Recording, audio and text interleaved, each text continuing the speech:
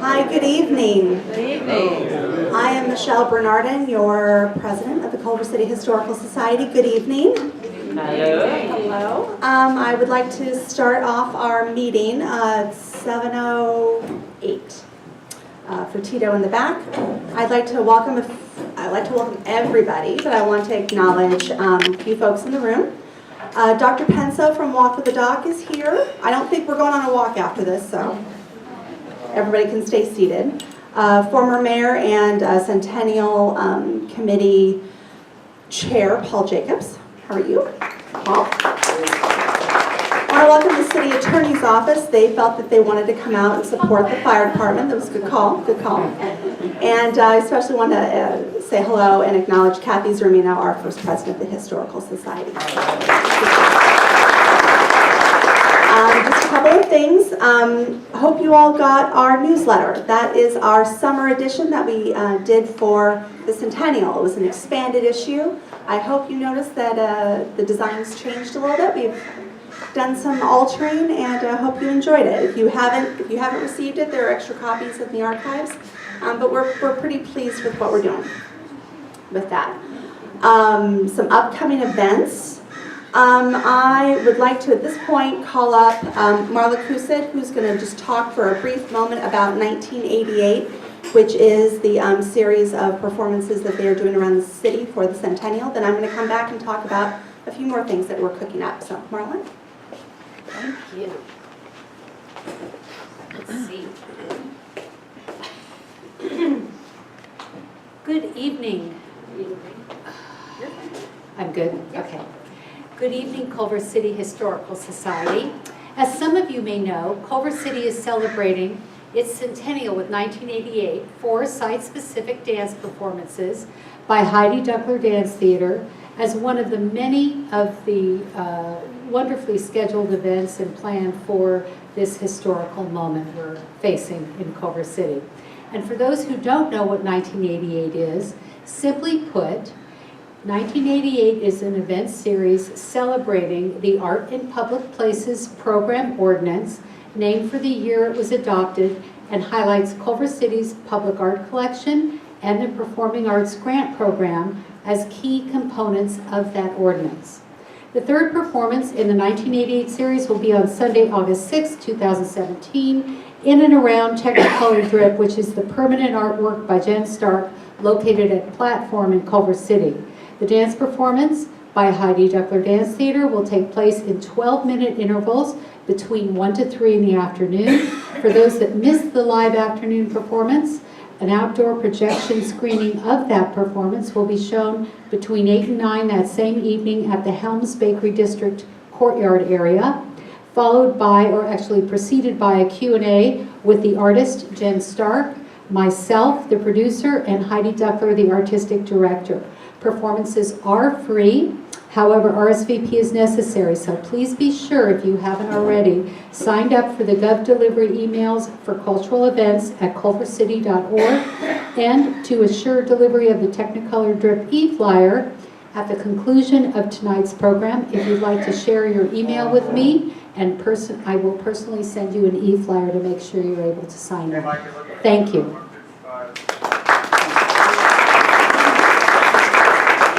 As a former Cultural Affairs Commissioner, I really encourage you to go and try and catch one of the performances. There are other Centennial events that are going on throughout the city, so I encourage you all to go to the Centennial website. There's a calendar listing. I encourage you all to check that out.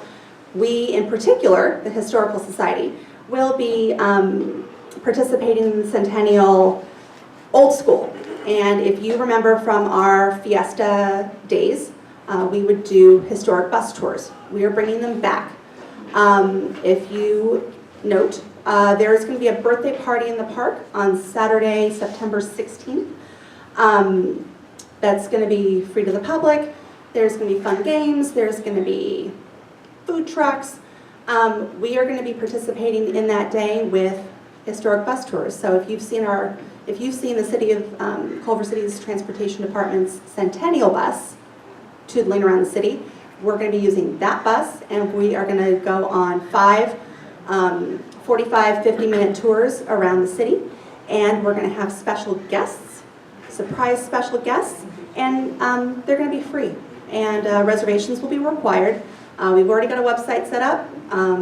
We're not accepting reservations just yet because we're settling on our tour times, but it's going to be concurrent with the party in the park, which will be running 11 to 3 here at Vets on the 16th to celebrate our centennial. And if you did not know, and this should be on your calendars, September 20th is our official anniversary date. So happy birthday, Culver City, on September 20th. I want to make special note that after the program, I encourage you all to go into our archive space. We have a special display on the fire department. There's water in the back, but please don't bring that water inside. The other business I need to take care of, the official stuff.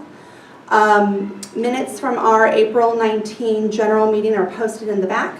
And I had Tammy Eskridge, Jeannie Conklin, and Denise Renteria review them.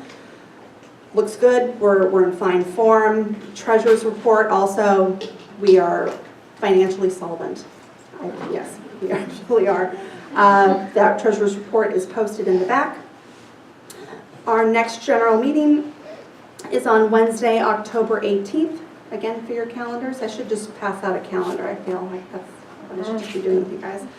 I got nothing else. Welcome. I want to thank the chief for coming in and looking forward to his presentation. I'm going to turn it over to my colleague, Hope Parrish, who's going to make that formal introduction. Thanks, y'all.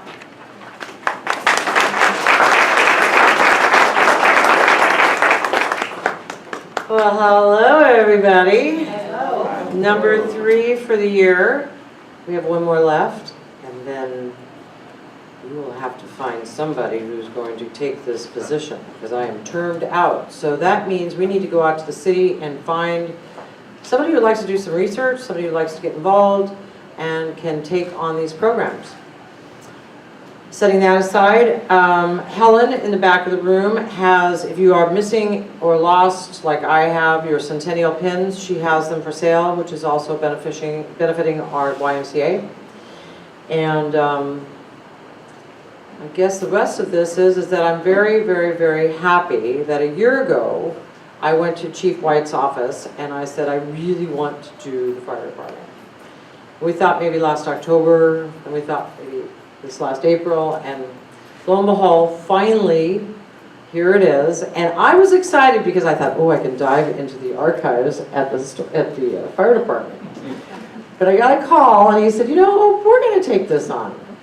And I'm really, really honored that the fire department has done this to show us all, for the first time, the history of our fire department beginning in 1919 or thereabouts. So, with no other time with me, I'm going to give you over to Chief David White and his team, and thank you for coming tonight. Thank you, Will.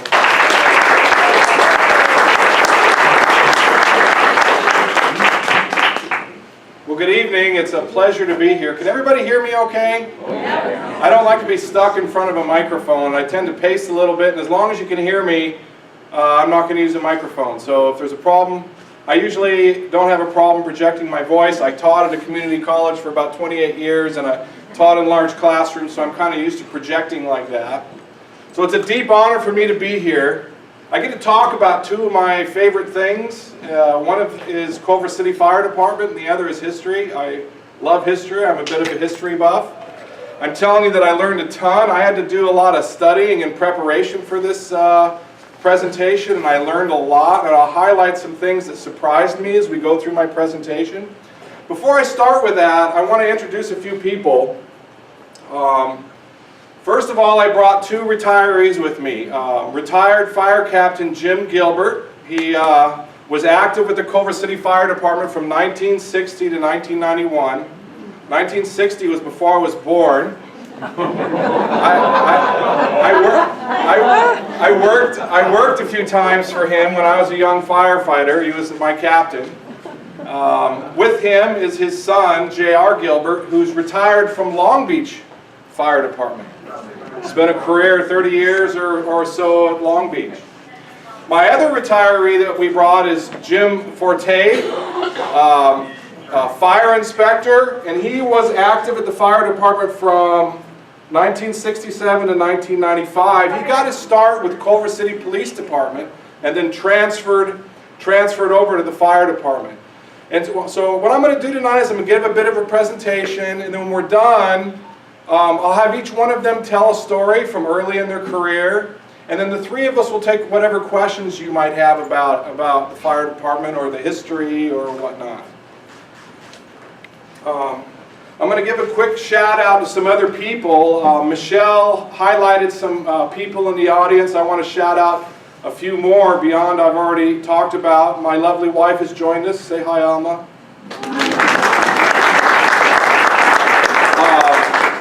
Kara Flores is the management analyst for the fire department. She showed up here, so thank you, Kara. Two of my firefighter paramedics are here, Brian Sua and Stephen Levis. Thank you guys, you're making me a little nervous for being here. I also want to acknowledge Steve Rose. Steve Rose is here. He has been with the Chamber for 30 years as CEO. He's retiring later this year. Welcome, Steve. And last but certainly not least, a couple of my CERT people are here. CERT has a very active, important group. And I see in the group two members that are very, very active and have been involved a long time, Eric Mayer and Dr. Landau.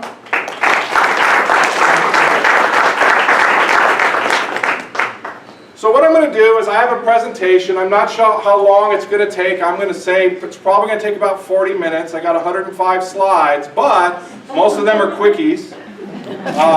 What I'm going to do is I'm going to talk a little about Culver City Fire Department as it is today. And then I'm going to go into a timeline from 1917 till about 2010. And then I'll highlight some things. I'll talk a little bit about difference in apparatus, difference in emergency medical services that I think you'll find pretty darn interesting. I'll talk a little bit about mutual aid, and then I'll open it up to questions. Okay? So, how are we doing? We doing okay? Yes. All right, our mission is to save lives, property, and the environment. Okay? In 2014, we adopted a motto, Agere Pro Alice, which is Latin for to take action for others. And we have core values that were adopted in 2014 of professionalism, compassion, respect, trust, and humility. These aren't just words. We try to embody these characteristics. And when we're faced with difficult decisions or difficult situations, we reflect on these things to help guide us in our actions and our decisions. Yes, we're very active on the social media world. So if you use social media, you can follow us on Twitter, Facebook, Instagram. The Culver City website is kept current and has lots of good information. I also like to point out that the Culver City's Firefighters Association has a great Instagram and Facebook page and Twitter as well. And so look them up, follow them as well. They post a lot of good stuff, and it's kind of a little bit of a competition. Who can get the good stuff out faster? And I hate to say it, they are so much better than us. They are great at that. So today, what's Culver City like today? 61 firefighters. 54 of those are assigned to the fire stations on 3 shifts. So every day, you have 18 firefighters at 3 stations. There's 11 support personnel, management analysts, secretaries. The fire department runs the radio shop for the city, so I have radio technicians. As I pointed out, 3 fire stations. We have 3 engines in 1 truck, and that terminology makes a difference, and I'll explain that later. We have 2 paramedic ambulances, and we have 1 EMT ambulance that's not staffed by firefighters, and that's pretty recent. About a year and a half that EMT ambulance has been in service. We are very, very busy and getting busier. Last year in 2016, we responded to 5,744 incidents. And we're on pace to well exceed 6,000 this year. The busier Culver City gets, the more calls it generates. The vast majority of these calls are medical in nature. Car accidents, heart attacks, stuff like that. 78% are medical incidents. Culver City Fire Department has 2 distinctions that we're proud of. The first is there's an organization called the Insurance Service Office. And what this organization does is they sell information to insurance companies in order to set insurance rates. And one of their products is they evaluate fire departments on how good they are at fighting fires. And on a scale between 1 and 10, 1 being the best and 10 being the worst, we are a Class 1 department. So if you're talking about a benefit to your fire insurance, you can't get any better with a rating with the Insurance Service Office. That organization looks at just firefighting capability. The other designation or accomplishment that we've done, I'm even more proud of because it's far more comprehensive. We're accredited by the Commission on Fire Accreditation International. It's a very laborious process. It forces an in-depth look at what you do and how you do it and compares it to best practices. We're one of about 240 departments in the world that's accredited. And between those 2 designations, there's probably 10 departments that have both of those. So I'm very, very proud of that. So let's start all the way back with the founding of Culver City. In the early years when Culver City was first formed, we didn't have an organized fire department. Typical in that era, community members and citizens would band together and fight fires. Okay, so unlike the police department, which was established right off the bat when the city was first formed, no real organized fire department. Fast forward to about 1919, some of the first records I have, I know that Manuel Sains was paid a monthly stipend of $10 a month for storing the fire truck that was used to fight fires in Culver City. And there was a little bit of a problem with this because this is his personal garage, and guess what? He put other things in there. So there'd be a fire, and they'd have to unload other things in his garage and then go on the fire. Okay. Well, this was okay until a little bit later. That same year, the mayor of Culver City's garage burnt down, Mayor Clyde Slater, and they started talking about maybe doing fire service a little bit better. Okay, let's go to 1920. L.B. Minnick was the INS studio fire chief, and he also led firefighting efforts in Culver City. There was a siren on top of the Culver City National Bank. I don't even know where that would have been. The siren would go off. He would leave the studios, run over to that garage, get the fire truck out, go towards the fire, and while he was on the way, he would recruit volunteers. So come on, help, come on, help. Volunteers were paid $1 if it was a false alarm, and $4 if it was a fire where they had to actually flow water.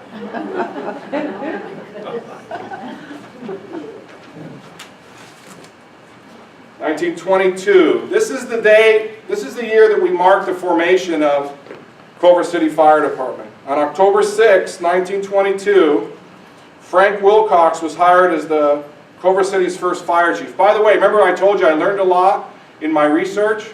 I learned that I'm the 11th fire chief of Culver City, so I'm the 11th guy. Our first was Frank Wilcox. He worked 24 hours a day, 7 days a week, what they call a one-platoon schedule, which means you're on the job all the time. A platoon is a shift, and today we have 3 platoons or 3 shifts. There's A, B, and C shift is how it's organized now. When Culver City first started, 1 shift, 1 guy with 12 volunteers working all the time, and he made $150 a month. Okay. This same year, they moved the fire engine to a garage on Van Buren. And that's really considered the first fire station. The police station was right next door. And I got some pretty neat pictures. That's a Model T fire wagon is the name of that type of fire engine. And I'll talk more about engine versus truck later, because Most people mix those things up, but to a firefighter, they make a difference. They're not the same. Another picture. This is all 1922-ish, 1923-ish.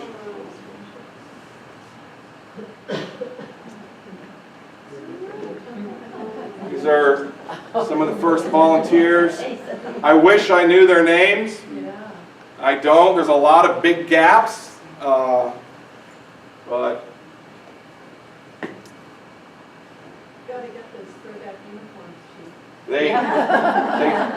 they're made of rubber, and rubber and fire don't go along very well. So what are you saying?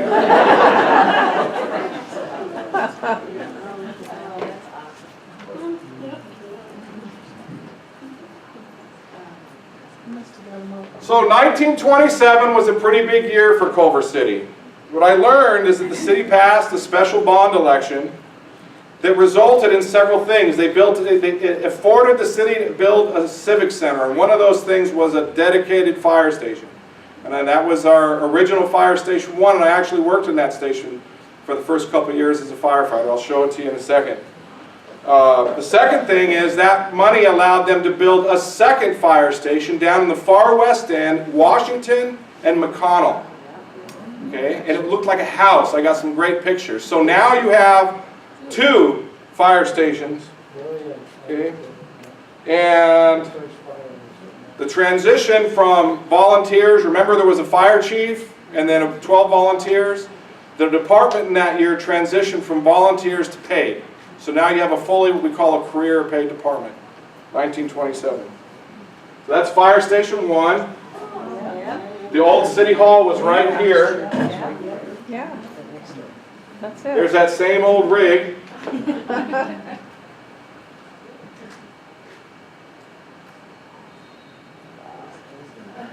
That's the West End Hotel.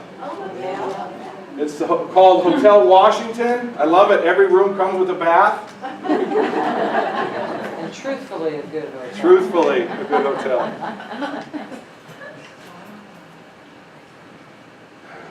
There's Station 2. Oh my gosh.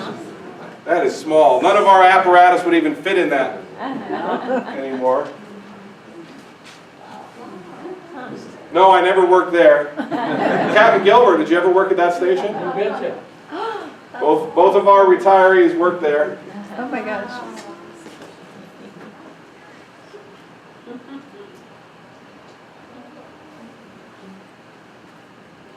Fighting some fire then and today. Oh boy. More and more I'm going to intersperse the old with the new. So I kind of like the contrast. 1933. Chief Wilcox resigned and William Kuhn was appointed fire chief. The number of firefighters was increased from 13 to 19 and salaries were reduced because it was during the Great Depression.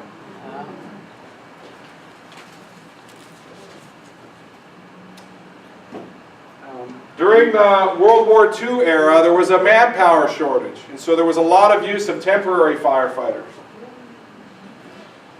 John H. Atwell became fire chief, and he was a retired assistant chief from Los Angeles City Fire Department.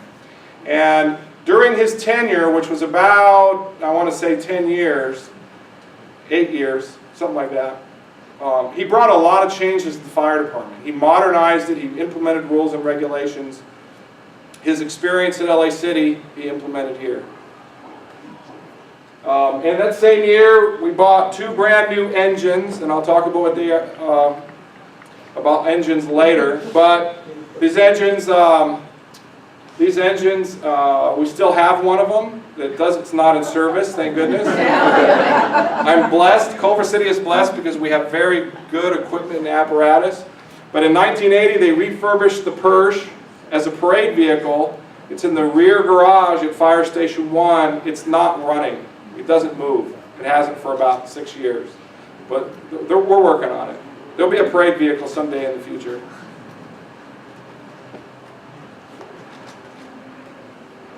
Okay, let's talk 1946. This was one of the points that surprised me a lot. In 1946, Culver City Fire Department formed the Fire Prevention Bureau. It was one of the first cities of our size to do so. And it was so new in its thinking that other departments sent people to Culver City to learn how to form a fire prevention bureau, to learn how to implement fire codes, and they'd go back to their cities and implement that. I was surprised by this because we're talking about 1946. Fire prevention wasn't really on the radar for most fire departments until the 70s. In 1972, there was a report commissioned and presented to President Nixon in Congress called America Burning. And it highlighted how bad the fire problem was in America. We had the highest loss of life and the highest loss of property anywhere in the world, including third world countries. And what that report to Congress did, it was a landmark moment that shifted fire departments' view to spend more time on fire prevention. And so the 70s is considered the birth of fire prevention, in the 70s.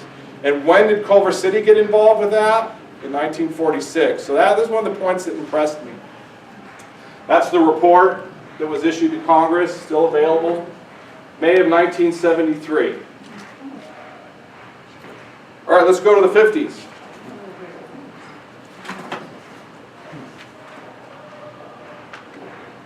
Chief Atwell retired and Chief Kearney took the helm of the fire department.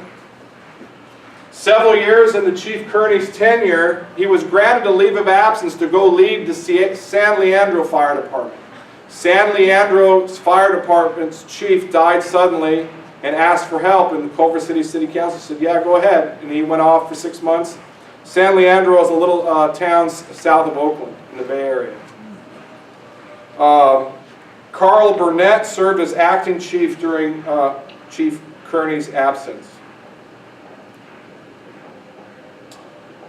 1956, Culver City's third fire station opened on Segrell and Berryman. I worked at that station many times. I was stationed there for many years. It cost $69,000, and it was designed to blend in with homes on that street. Staffing at this year was 45 firefighters. There's good old Station 3. Yeah. That's a Persh, by the way. It was bought in the 40s. I remember that station well. No, it's 3 houses. Okay. Chief Kearney retired in the 1960s, and Chief Campbell took the helm. The fire department implemented a rescue squad and an ambulance. More on that a little bit later. It's interesting. They provided first aid and extrication and stuff like that. Transport that in this era was done by private ambulance companies. And guess what? In the 1960s is when they implemented the 3 platoon system. So now we're up to 3 shifts instead of 2. Okay.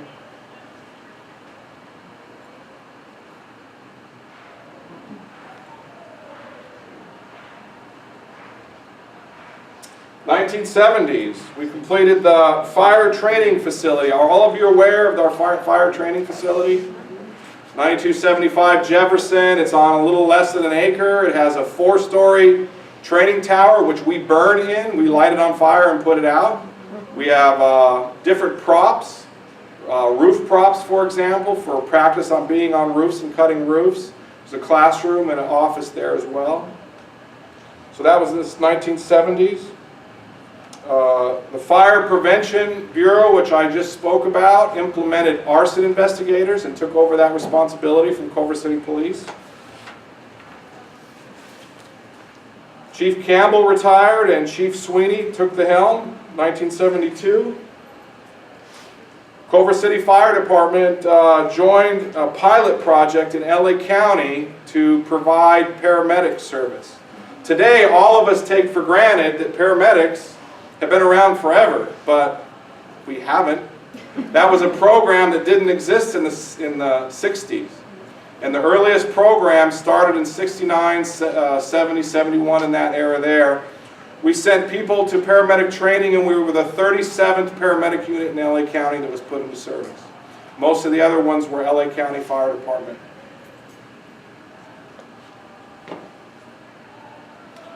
Who, do you have any idea what politician did that? Governor Reagan. Hahn is the one that pushed it for the county, true. Someone said Kenneth Hahn.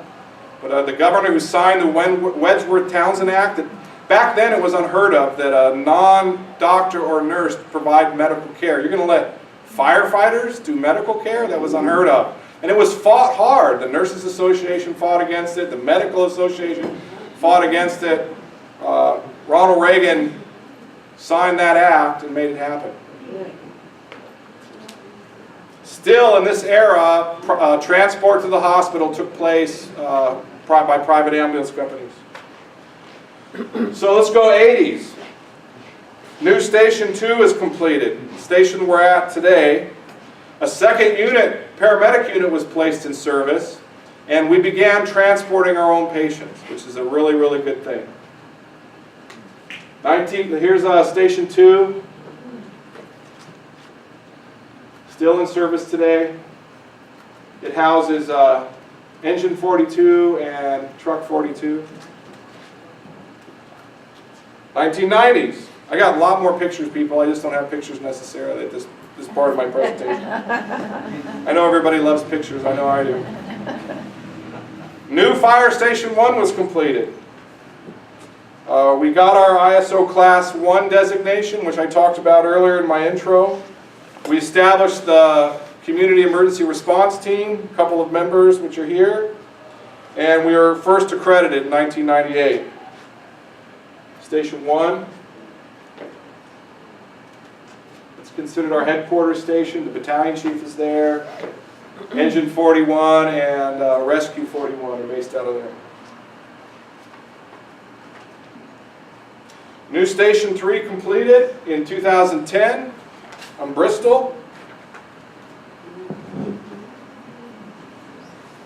And there we're almost current. My timeline is almost there. Let's talk about apparatus for a minute. So I already introduced you to the Ford Model T fire wagon.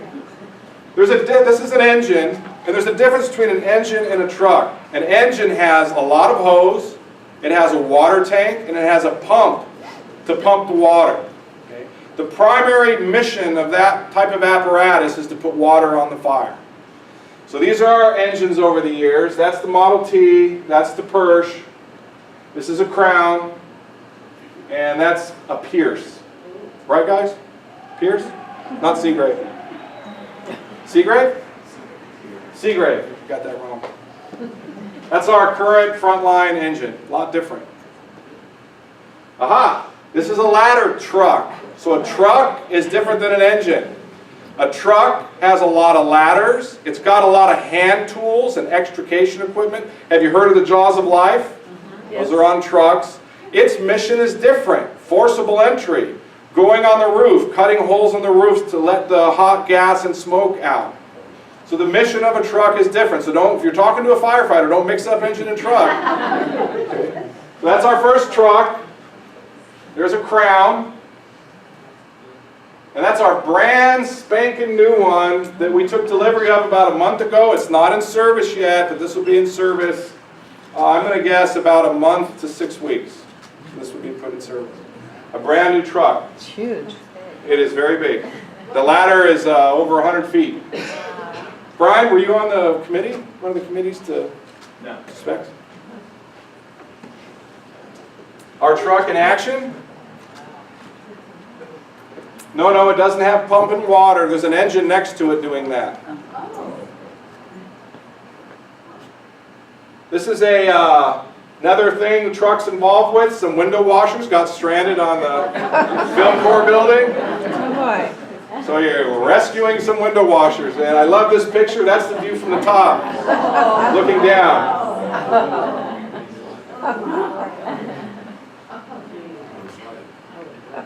So, another type of apparatus. I'm going to point out this guy right here.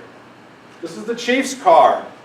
In addition to your engines and your truck and your firefighters, there's a battalion chief or platoon commander on duty every day. And that person's job is to coordinate the actions that are taken during a complex incident, to maximize our impact on a major incident. So that person runs the show. So way back, this has got to be probably the 40s or maybe late 30s. There's the BC's car, battalion chief's car. And that's going to be from the 80s. And that's what's in service today. If you open up the back, it's a workstation. And you have multiple radios to allow you to keep track of what's going on and talk to different units on different radios, including units from other fire departments. And I'll talk about mutual aid a little bit later. That's our brand new battalion chief's vehicle. Not in service yet. Just took delivery. We're still working on it. But there's the new one. Brand spanking new. I told you Culver City has good equipment apparatus, and we do. So this is an incident that occurred many years ago. I just wanted to illustrate the fact that the battalion chief, you have the back opened up as a workstation, and when you have other agencies assisting you, that battalion chief comes up and backs up to you, so you have a growing workstation. I've been on incidents with 3 different battalion chiefs parked this way, running an incident. This was a tragedy where a driver struck a teacher and a group of students coming home from a park. You might remember that. Very bad call. So I can't talk about apparatus without talking about taking care of the apparatus. There's a rank in the fire department called engineer that's responsible for driving. That person's got to be an expert at driving, where the streets are, how all the equipment works. So that's an actual rank. And here is what I assume to be an engineer checking out one of the old vehicles, right? And today, guess what they're doing? They are checking out all the vehicles at Fire Station 2. We have daily tasks. Every day we do things on the apparatus. We have weekly tasks and we have monthly. So non-stop, your equipment's no good if it's not going to work. So we spend a lot of effort, excuse me, to make sure it's going to work in tip-top shape. Now we're getting to a part, it's my favorite. I'm still a paramedic, believe it or not. One of the things that's changed a lot over the years is emergency medical services. This is a letter that I have in my office, an original, and I'll read it to you since there's no way you can read that. This is from the Horace C. Smith and Company Funeral Home. To the Honorable Mayor and Board of Council of Culver City, we wish to make application for the ambulance services for the city of Culver City for the following reason. I can't believe how many typos are in this thing. We are taxpayers, we have an investment in our business, and we have no other interests anywhere else. We are residents of Culver City, and we will give you 24-hour service with a modern, up-to-date ambulance, second to none. We will place sirens on the ambulance and put signs on that say Culver City. We'll give you the same services you've been receiving at the same rate. Trusting this will meet your approval and thanking you for the same in advance. Sincerely, Horace C. Smith. So I don't know if they were given that contract or not, but most private ambulance companies in this era, up to the 60s, were offshoots of a funeral home because they already had vehicles that were pretty similar. So I thought that was really, really interesting.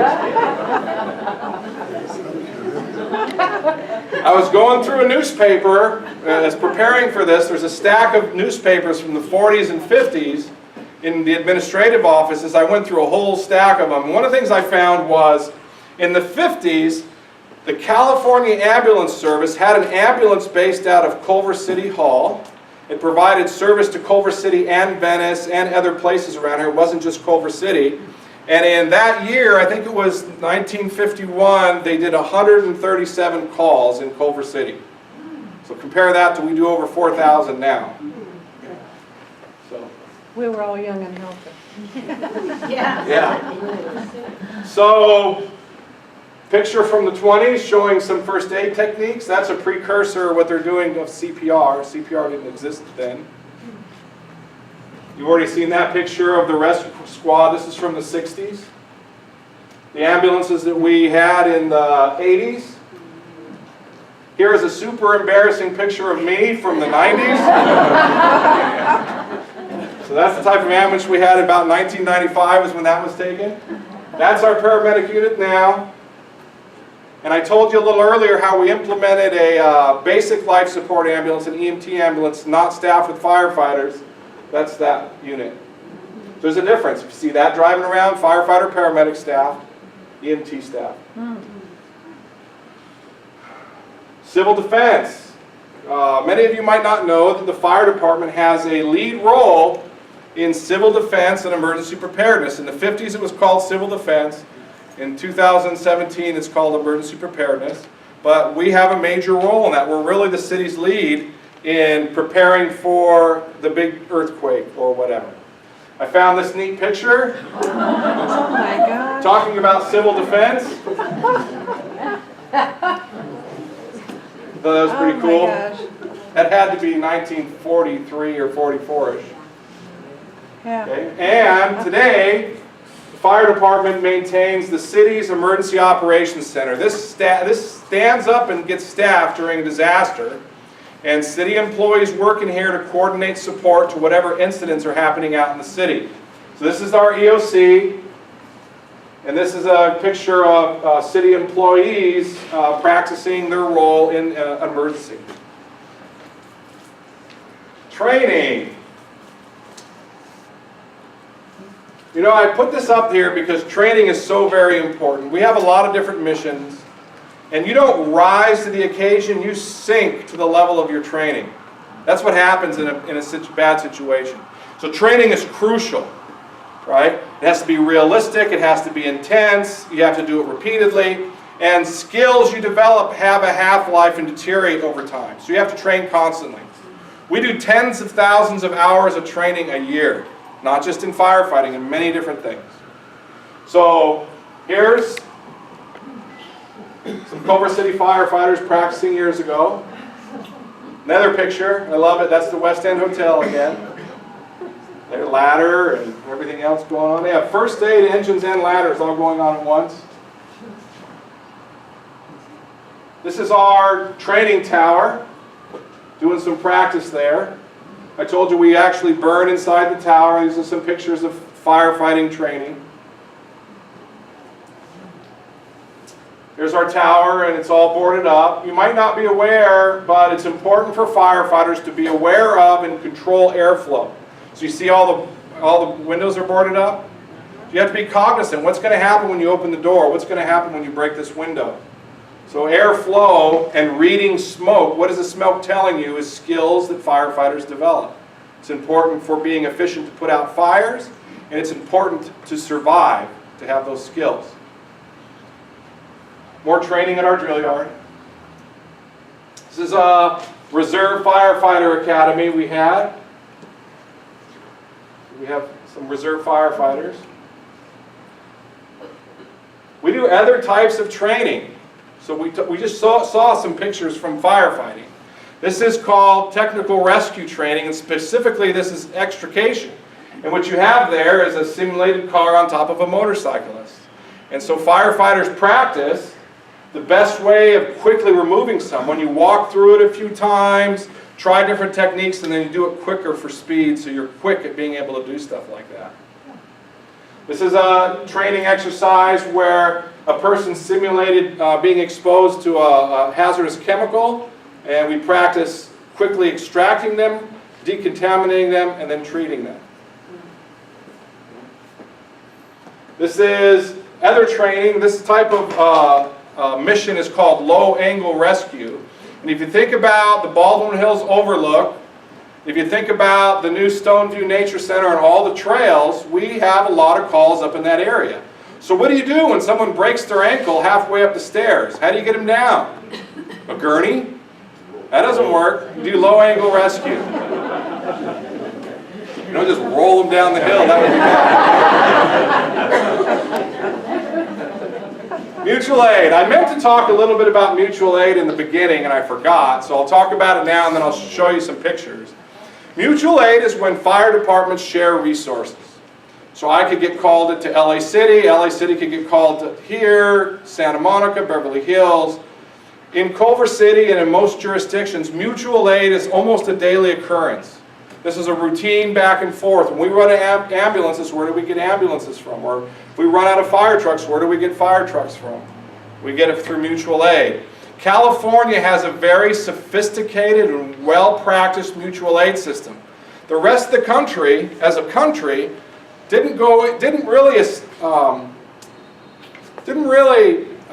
federal government didn't mandate mutual aid programs until 2005. California's been doing it since 1970.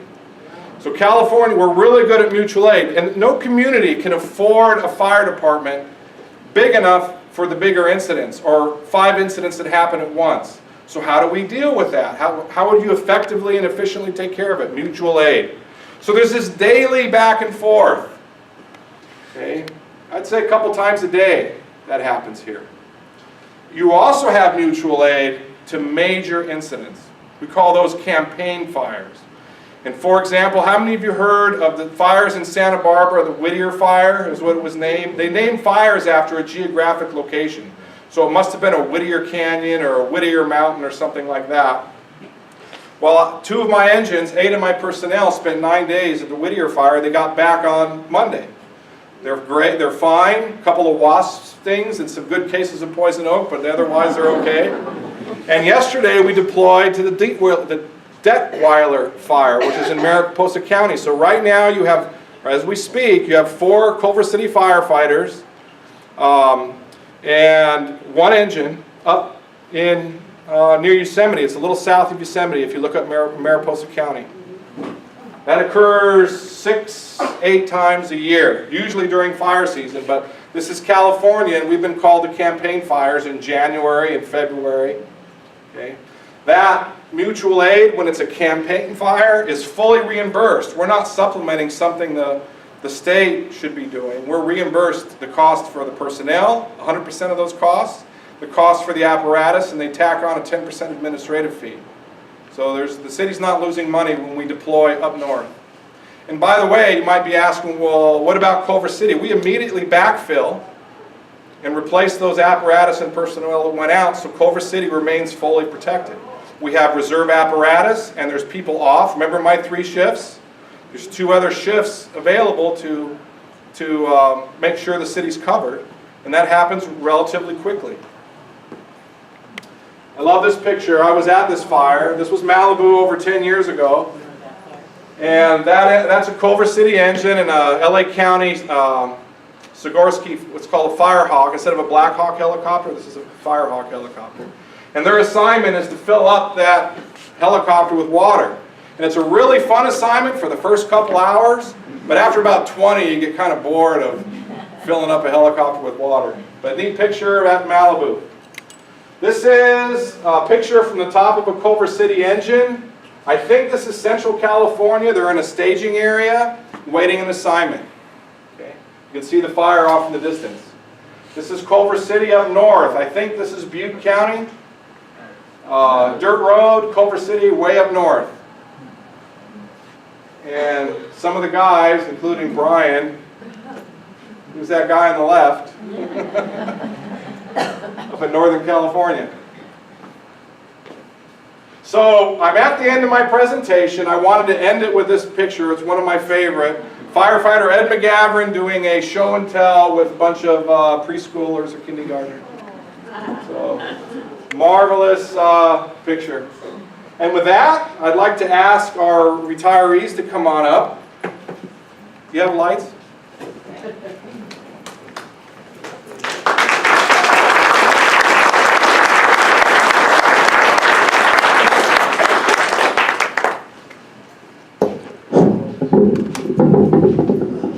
Come on up, gentlemen. I have an interesting story real quick. Guess who did whenever you're hired as a firefighter, just like when you're a police officer, guess what you have to go through? A background check. Very detailed to make sure you're an upstanding citizen, right? Guess who did my background check in 1987?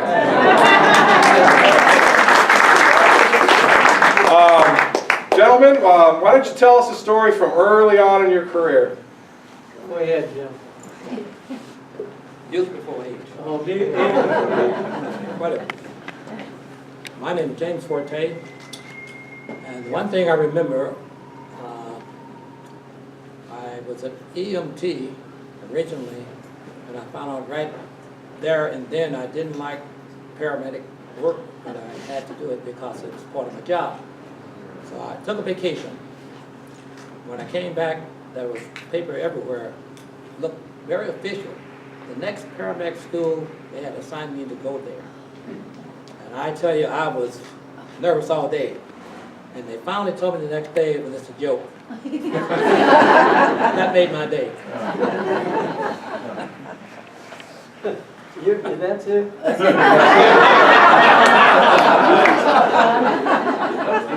Well, first off, I'd like to thank one gentleman, Mr. Rose, who was Santa Claus one year when I got sick. I will mention somebody here, they knew Kendra. Did I work with Kendra? Kendra was a tall 6'4" guy. He was an ex-paratrooper and a great cook. And we were all at Station 1. Now, Station 1, the secretary would come from the chief's office, walk through our kitchen, out the back door in the city hall. And so, in the meantime, we were all down at the kitchen, and Kinder had caught a little fly. And he took a needle and stuck it up the back of that fly. And he stuck the other end in this piece of cork. And then he had a little toothpick, and he put some little cork on the ends of that, and he had a barbell. And we're standing around there, 4 Goonies, standing around there, and Mrs. Curry walked in the back kitchen door, just as he gave the little thing its weights, and it's going, and we're going, yeah! And she looked in there and said, "You're all sick." I gotta tell you, Mrs. Curry was the sweetest lady I had ever met. It's the first lady we meet when we go to the firehouse. And just recently, about a month ago, they had a birthday party, 100 years old. Wow. Well, that was very sweet. These gentlemen that you work with from the year 60 to 91 are the greatest guys you'll ever be around. I had more friends after I left the fire service than before. If you ever got in trouble, they covered your back. We trained hard. We played hard. We never did let the police beat us at any game. I will say a few things. He said that we got the 3 platoon in 60, which is wrong. It was a little while after that. Because I came in, it was 2 platoons. And these old guys hung on to the summer vacations like they were sitting on a bunch of eggs. And you guys had kids, and the old guys, their kids were gone. And 1/3 of our department were World War II veterans. And a couple of them were in Iwo Jima, Charlie Gibson. And they were great, but the best guy we ever had that was in World War II was a guy who was on a transport ship. He was a cook. His name was Gilbert. That guy could cook the best meals you ever heard or seen. He cooked for 50, 60 people, and very easy. And he got sick. He got this valley fever, and he had a family of 5. And he had an extra job of doing work for lawns and cutting and that. And all the guys did his work for over a year. So that's part of what I was a part of. And now I got to say that when I came to Culver City in 1958, and I bought a house, I had a friend, his name was Bob Hinkle. And he knew another fellow in town and said, "Get this guy a house here." And I got a house. We had a new daughter. And when I moved into Culver City, she was just about 4 years old. And then in 1961, I had my son, and my great son sitting here in the big tote, and it was a wonderful time. So I've enjoyed my stay, and that's all I have. Thank you.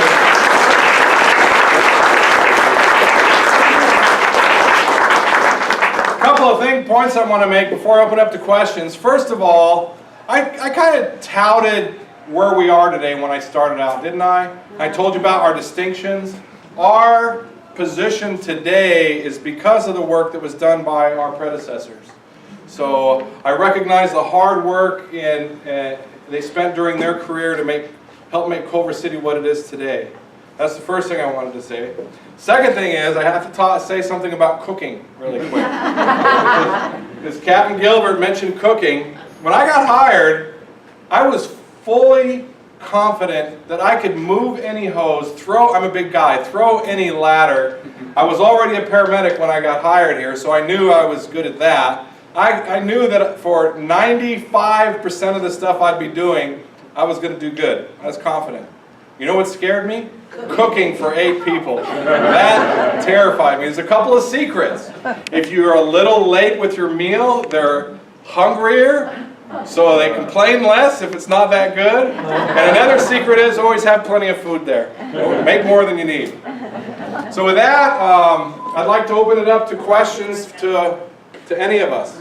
So if you have a question, raise your hand. And yes? All right, one quick question and 2 probably big ones. Why was the Culver City engine or truck in front of Lambeau Field? Because it was built in Wisconsin. Okay. Yeah, it's made by Pierce, and their factory is in Wisconsin. You covered fire prevention, I think the section of your talk was, in the 40s and 50s. How did asbestos come into play with that, just in general? How did the what? Asbestos, was that? Yeah, I don't know. Okay. And then the 92 riots, were you part of that? I was there for that. When I first got hired, I looked at firefighters that had been through the 62 riots. Wow, what was that like? And then it was 92, and it was several days, nonstop. It's truly amazing that no firefighters were hurt, because more than once we would pull out of a burning building and it would collapse, or we'd move a truck and a pole would fall over. It was non-stop, chaotic, hectic firefighting. And it was also bizarre because it was like half Rose Parade and half violent people very, very mad at you. We had stuff thrown on our rigs, and you know, one of the things that was very different is we're used to providing aid to anybody. You know, you have a little bee sting and we're going to take care of you. During the riots, because of the security issue, you know, it was very different for me to drive past people who were down on the ground. We did that many times. We wouldn't stop. Travel in groups of 5. For the second and third day, we had police escort, but for the first day, we didn't. So we said it was wow. So, yes. I have 2 questions. For a couple of years, Culver City Senior Center was proud to have the 911, Smart 911, and we trained everybody into that.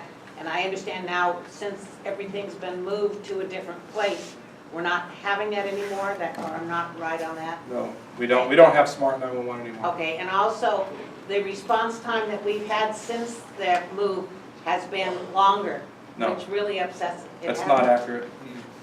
I heard that through the grapevine that the senior center was longer.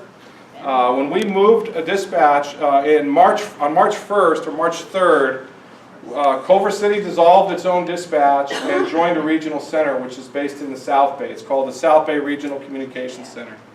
And we did that as a service enhancement. We are far faster at processing calls. When you call 911, there's not just the drive time.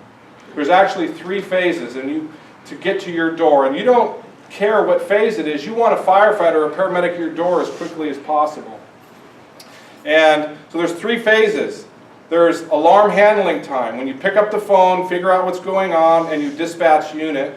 And then there's something called turnout time. The alarm goes off in the station. You run over to your apparatus, you get in and you start moving. That's called turnout time.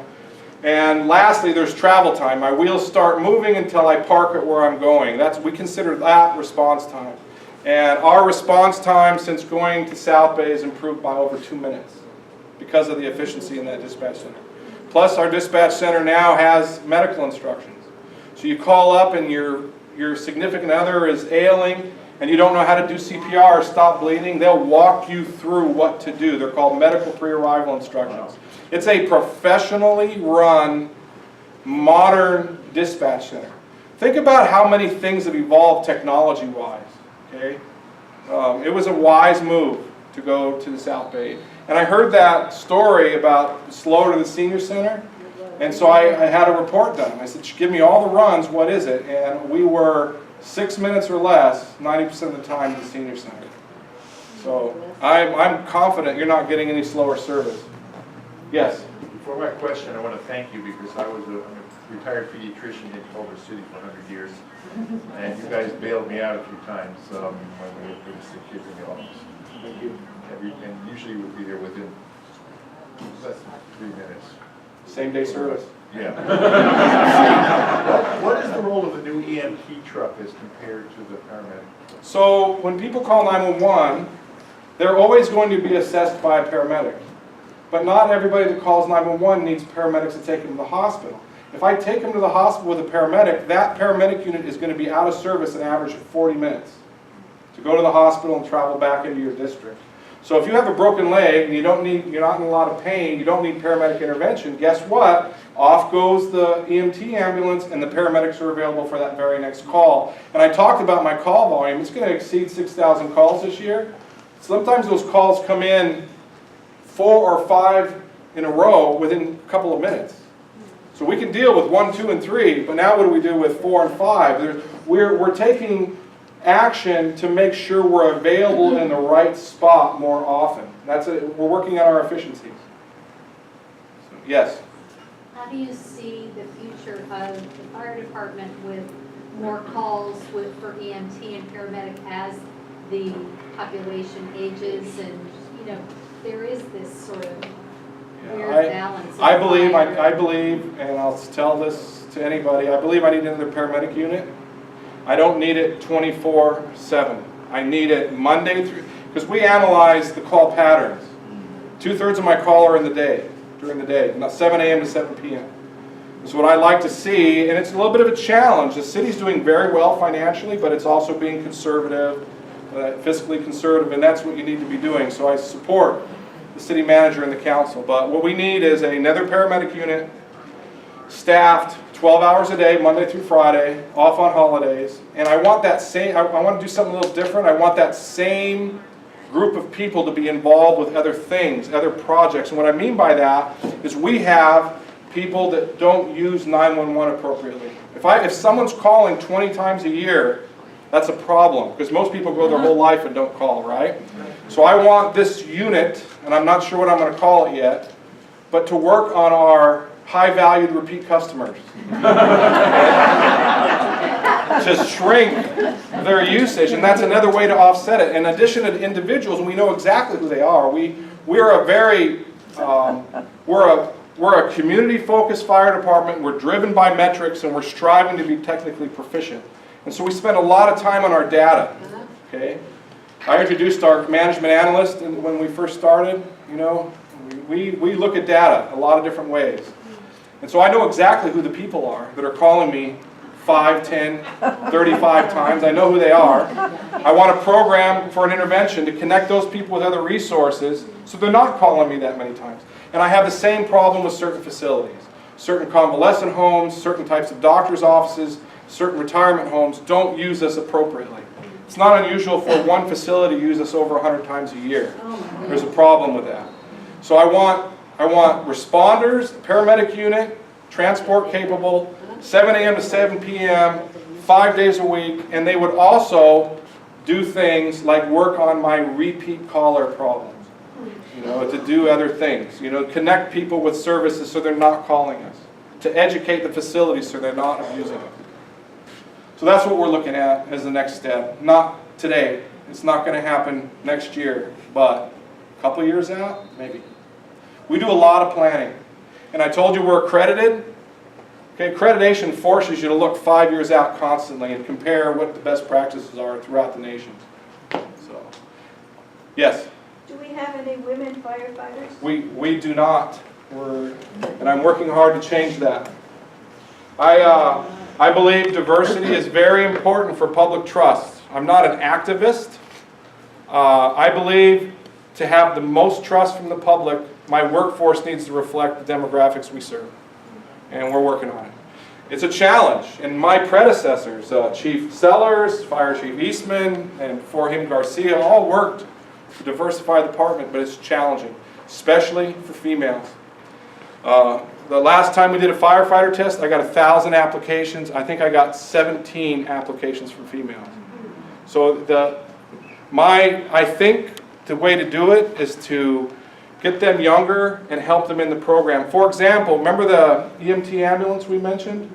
I can hire firefighters directly from that rank. So if I can get females in that are qualified and they're working good and they've proven themselves on the ambulance, I can hire directly out of that. So it's growing them when they're younger, helping them grow as potential firefighters and snagging them. And there's a lot of competition. LA City and LA County both have firefighter academies, all female, with that same idea, where they take a bunch of high schoolers or people just graduated from high school and they're actually putting them through academies and grooming them to be future firefighters for LA City and LA County. So it's competitive. So, yes? I have a question for my good friend Jim Forte. Jim, I know you worked in fire prevention at the studios, and where there are a lot of chemicals being used for the film process.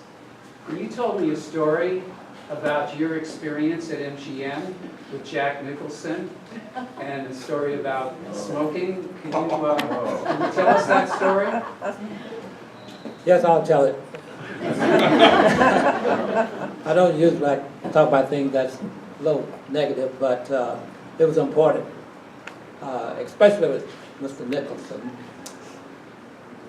What I try to do as I work, and I have the authority per the fire code to override some of the sections if it's safe.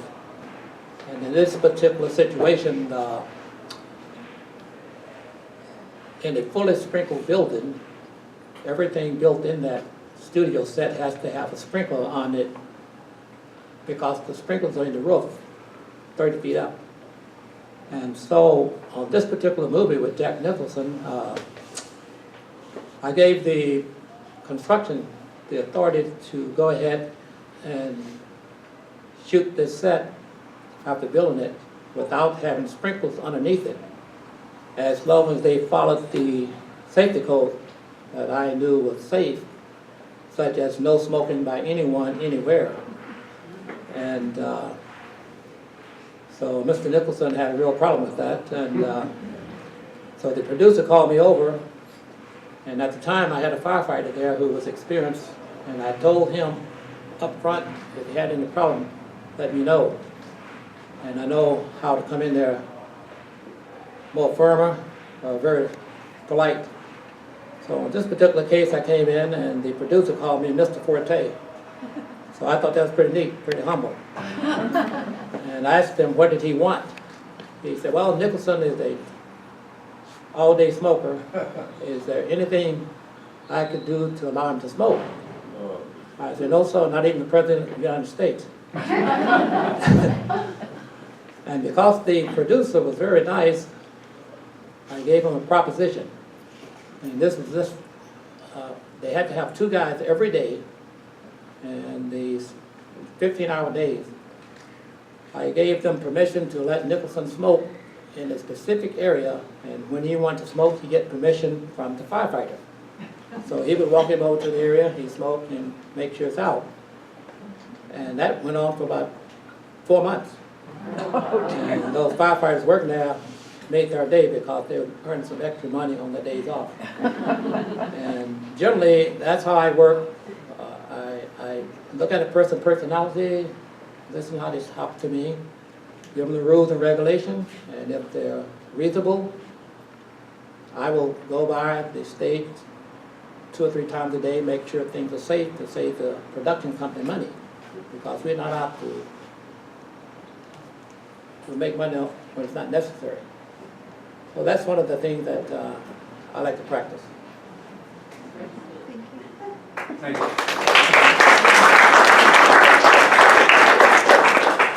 Other questions? Mr. Rose? Chief White, sir. Could you tell the audience how large the the department has grown over your career here? How many more firefighters? They have less than when I started. So when I was first hired, we had, we're 61 now, so it would have been, we would have had about nine more people. Why? Because of fiscal constraints. Public safety is very expensive. Firefighters are very expensive. And in the 90s and then early 2000, we eliminated the fourth person off the engines. So our engines used to be staffed with 4. Since about 2000 or so, maybe 2001, we were staffed with 3. So the truck still has 4. Remember what the truck is? The engines are staffed with 3. And the paramedic units are staffed with 2. And do you have a stat of how many calls you were doing 30 years ago versus today? Recently I looked at the statistics from 1998, and we were at about 3,000 calls. So this year we'll double that, what we were doing in 98. And we adapt. The modifications we talked about with the ambulance and what units are sent to what calls, it all helps offset that call volume. But we'll need more people, and I already articulated my plan. Yes? How often does it make sense to replace equipment? Because I see that you're really... Yeah, all of our apparatus have an amortization schedule. So for example, did you see the truck that was built in Wisconsin? Yes. Can you guess the price tag for that? No. You don't want to know. It's good that you're sitting down. $1.2 million. That piece of apparatus will serve Culver City for 25 years. The one that's being replaced has been in service for over 25 years. So what we do is we buy a new piece of apparatus. It goes in service as our front line. The one that was front line drops to reserve status. Remember the spare apparatus I told you about? And then we buy it again, that one is retired and taken out of service. So that truck that's sitting at Station 1 that's not in service yet, $1.2 million, will be serving Culver City for 25 years.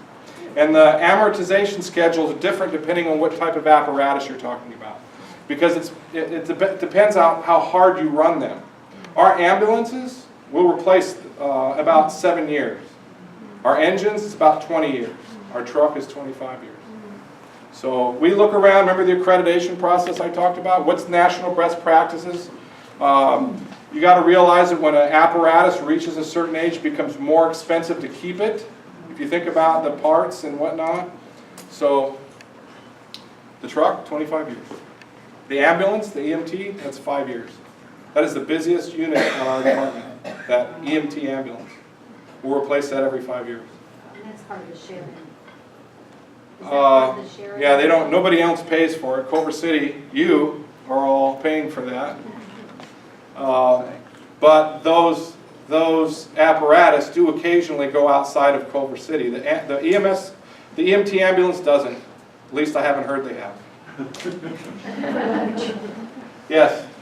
I have a question. So, is there a volunteer group of people who know, maybe retired firemen, that can come and say, why did you put your my smoke alarms in safety is just like randomly, that looks like a good spot, that looks like a good spot. You can call the Fire Prevention Bureau, and they'll tell you exactly where you need to put it. If you don't have one, they'll even give you one.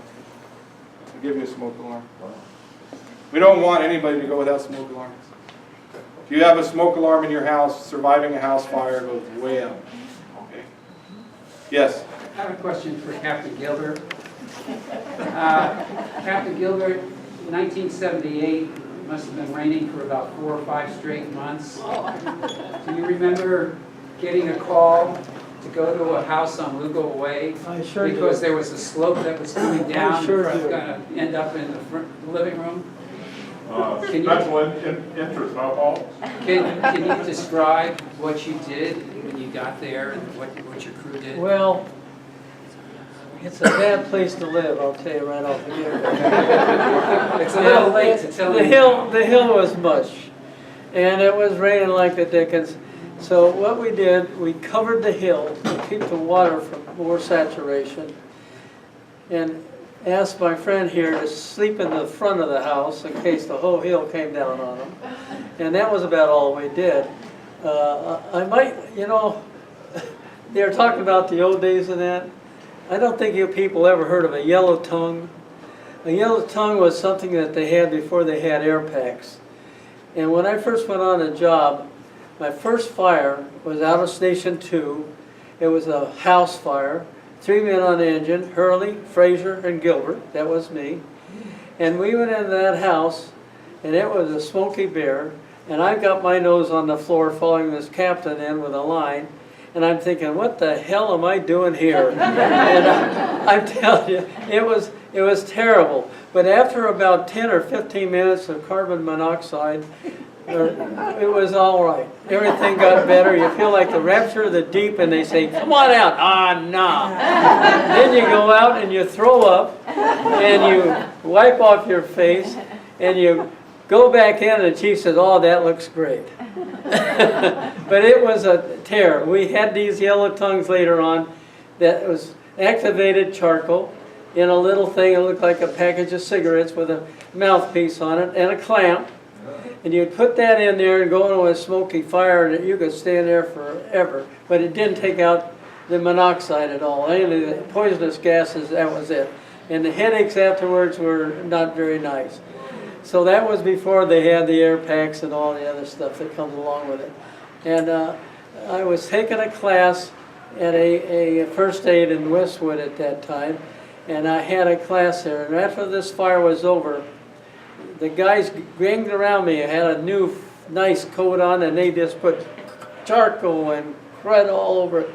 And I went to class the next night, and this instructor says, I live in an area where they had a fire, and this fireman came out, and these guys attacked him, putting stuff all over it. Well, I said, well, that guy was a rookie. And that was his first fire. She says, oh, and I happened to be the guy.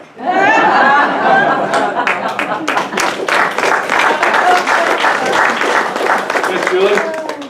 I don't have a question, but I do have a comment. I don't think you know this, but I want you to add this to your historical perspective. Other than the fact that this was a wonderful program tonight, enjoyed by all, which is clear. Know that the Culver City Historical Society began in the home of John Carney, Chief John Carney, Wow. of the City Fire Department. And he and his wife were major promoters of it, and he would be so proud of you. Do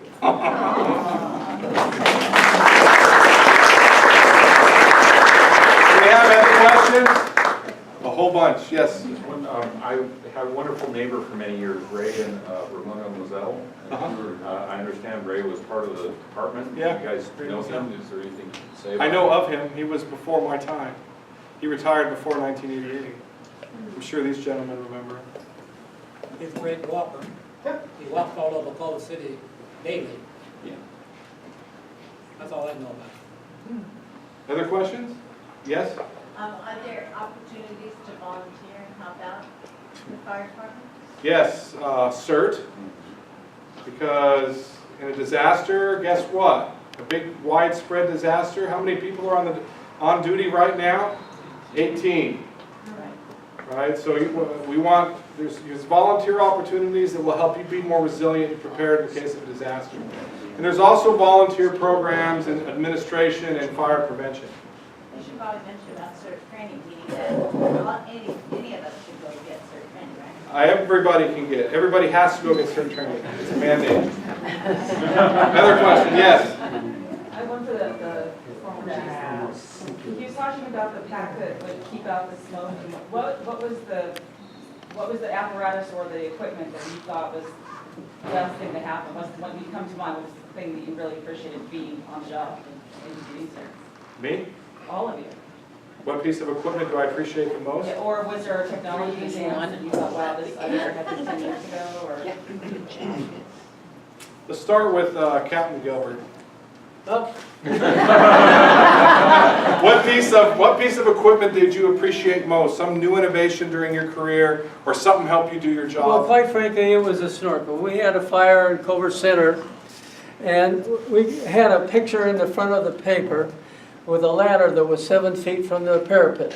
The guys were leaping and pulling the lines up. We had no truck company at this time. And it wasn't long after we got the snorkel. The snorkel was for a low ability where we didn't have a lot of people. And we got this snorkel, and we could put people on top of the roof at the studios where the studio had a roof fire. We had the men in the basket, their equipment. We hooked it up with water, and we had water. And it was a great asset. During the Baldwin Hills break in the dam, we had a guy that was put in that basket. It was John Kinder, by the way, and he had to go to the bathroom. And we put him down there to hook on the people come floating down the creek there, and he was down there for over 4 hours. That guy was suffering, let me tell you. And thank God nobody came down there, and that was quite an incident in itself. The water, the damage, the FETCO, its cars were stacked up, and it was at Christmas time. So that was one of our big events that we had at that time. And the other one, of course, was the fire on Venice Boulevard when they hit the gasoline line. And it took out a whole block. It looked like a war zone. 7 people died right there at the intersection. And LA and Culver City were fighting that fire. The fire structures all up and down. The guy that was running the truck that went into the dozer, that went into the gas tank, saved a lot of lives. He ran away telling people to get out of their businesses because the fumes were fighting into them. And when they got ignition, that whole street looked like it was a bomb hit. And here comes LA's chief now. We had the fire out, had the phone over the hole. The hole was probably about 20 feet wide and about 40 feet long, full of gasoline. Look at the foam on top of that. They did a great job. Here comes LA's chief in a helicopter and blew it all away. But let me tell you, you look down Main Street, here comes Chief Sweeney with a whole case of Coke for our guys. And that was the difference. Mr. Forte, how about you? How would you answer the same question? I can't answer the same question. I was only a firefighter for 4 years. I spent most of my time arson investigator, fire prevention. And this is why there were very few fires in Culver City. Our fire prevention bureau was on top of everything. Every business in the city, whether it's public assembly, hotels, Foxhill Mall, it's hit daily. I had all the studios, and with the producers and all the money over there, those people was something special to work with. However, back in the 80s, I talked to the chief, and because the PD was bringing in so much revenue with the citation program, and I put together a citation program for all the arson guys. And thank God the city attorney and everybody approved everything. Then you have a little pressure. Right, in order to comply, you give them adequate time to make the correction. If they fail the test, write the citation. It cut down on a lot of negativity within these studio sets because the producers want to get the movie filmed yesterday, so they didn't care anything about people. And when I walk on the stage, the first thing I do is check the exit and the egress from every area. And for some reason, I have a nose for flammable liquids. No flammables are allowed on any public assembly. And I was real hard-nosed, very firm, because I've seen burnt bodies. Not only seen them, but smelled them. So, life safety is most important. Making movies is later on. So that's my story.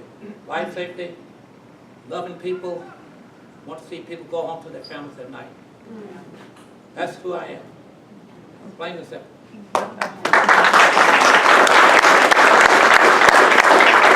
Other questions? Quite a few years ago, my daughter and myself went to Chicago and did a fire picture called Backdraft. And we got firsthand to see, you know, how you guys operate and what you go through. And it really, tonight is really special for us. That Backdraft, that was a movie. Thank you. That was a lot of hard work. How clever those movies are when they're on those, inside of those structures. That's a real dream. Well, we were there through Christmas and I had fire hoses freezing up. I know what you got, not in Culver City, but I know sometimes what you guys have to go through. They always do these very dangerous things in the movie to make them sell. You cannot walk in a building where flammable vapors is used smoking a cigarette as the investigator. Yeah. Because that's, We did what you call a controlled fire. no fire is controlled if you're doing it recklessly. Believe me. Yeah. I'll tell you, the hardest thing in the world was when we went through fireman boot camp and betting the 5-inch hose and learning to work with all the apparatuses and learning how to, you know, stay away from when you're charging that engine and that hose line takes off. I mean, we learned, I have such a respect for firemen at the hard work, just the training alone. Fire person, not firemen. Oh, sorry, I'm old school. All in the 80s. Big troubles. I did investigation, fire hire for 22 years, about flying at night. So you have to be very careful what you say around ladies, specialists and firemen and policemen. More questions? I've been passing this poor lady over many times, so you're up. I have just one very short comment. In about somewhere between 1949 and 1952, my mom took me down. We were parked in front of the fire station, and I think she was running to the post office. And when we came back, there was this note on the front windshield. And she thought she'd gotten a ticket. She was very unhappy until she read the note. And the note was from the fire chief inside the fire department. It said, "Will the owner of this car please come in to see me?" Uh-oh. So Mother took me by the hand, and in we walked. And she said to the first fireman she met, "I'm the owner of the car outside." And he said, "Oh, ma'am, we wanted you to know that while you had parked your car here, it burst into flame, and we put the fire out for you." Oh. He said if the car was going to burst into flame, you parked it in the right spot. That was it. Yes. I live on Albright. You're doing a big water project there. Anyway, new water, and every 300 feet is a fire hydrant now. So I have one in front of my house now.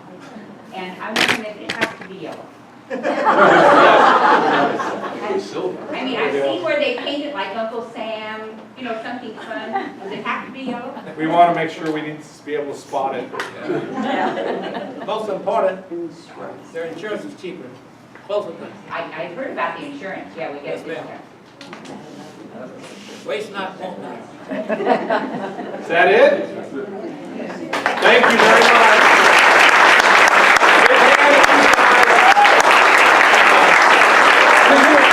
If you all hold it off a minute, I want you to shut your eyes, all of you, and think, and what Station 1 was like at 12 in the morning in 1960. Shut your eyes, got your eyes open. That was a train going by.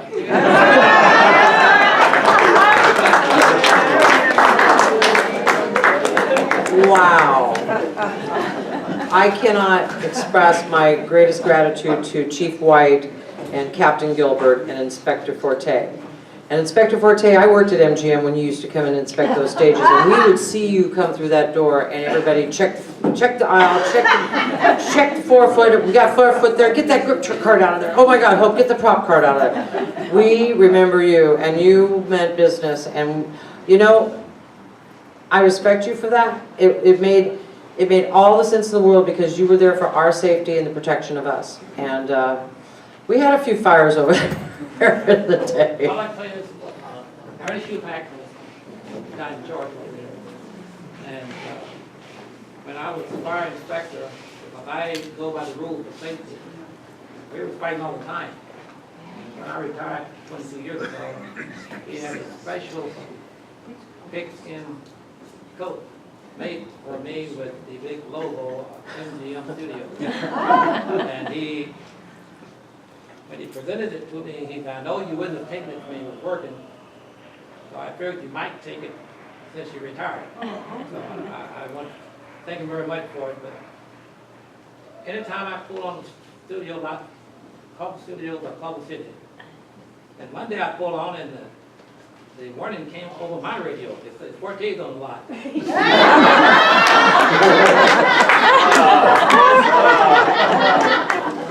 You know, as a little girl, I had one thing I always wanted to thank the fire department for, and that was putting the retired fire truck, was that a ladder truck? Yeah. In the park. And I sat on that steering wheel for years and sat there and rocked on that thing, and then it went away. I want to thank you because I drove it there. Did you really? Oh, thank you, Captain Gilbert. Thank you. Another thing to say about Captain Gilbert, when I was a firefighter rookie, the old first truck, you had to hang on to the back. And Gilbert was going down toward the mall, and he hit Slauson and some others that dipped there. Yep. And I tell you, my feet came off the, thank God I was holding on to the railing. Jim Gilbert. Yeah, that was the best ride ever. Somebody mentioned Wade Mazzell. He is a very dear friend of mine's uncle, and I believe he's since passed, but I could put you in touch with Dennis Washington, who's a production designer in the film business, who grew up here in the neighborhood. And wow, what a great program, Chief. Thank you, thank you. I wish I was in the room with you, though, finding out everything. Thank you. Giveaways. What's that? Giveaways. Your prizes. Oh, yeah, I know. Okay, so why don't we have Chief come on up? You can pull the tickets. Let's go for the freebie. Tonight, the lucky winner, Winnell, will be given our pack. Ready? Just the last three is fine? Yeah, probably. 535. 535. Very nice.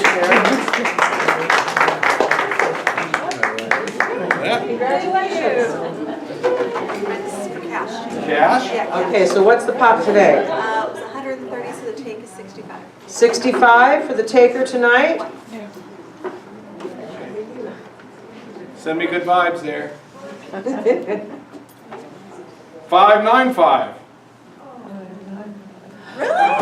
Unbelievable. This woman has the best luck ever. Love it. Miss Winnell. Drinks on you. I would like to do a quick thank to my team because this was kind of easy for us, but every 3 months, Michelle, our president, her sister Tito, Tammy Eskridge, Ryan Vincent for his publications and his help, Jeannie Conklin, who's always there faithfully, my sister, who's also there faithfully with my mother Willie. A very, very special thanks to my father, who is so loyal to my passions and being a part of this historical society and videotaping him every single time. And also thank you again for Stu Freeman's. That was amazing, Dad. You did a great job with Stu's family. I love that. And Chief White and your team, Captain, Inspector, thank you, thank you, thank you. I think this is the first time we've ever heard the story of the fire department, so thank you very, very much. My pleasure.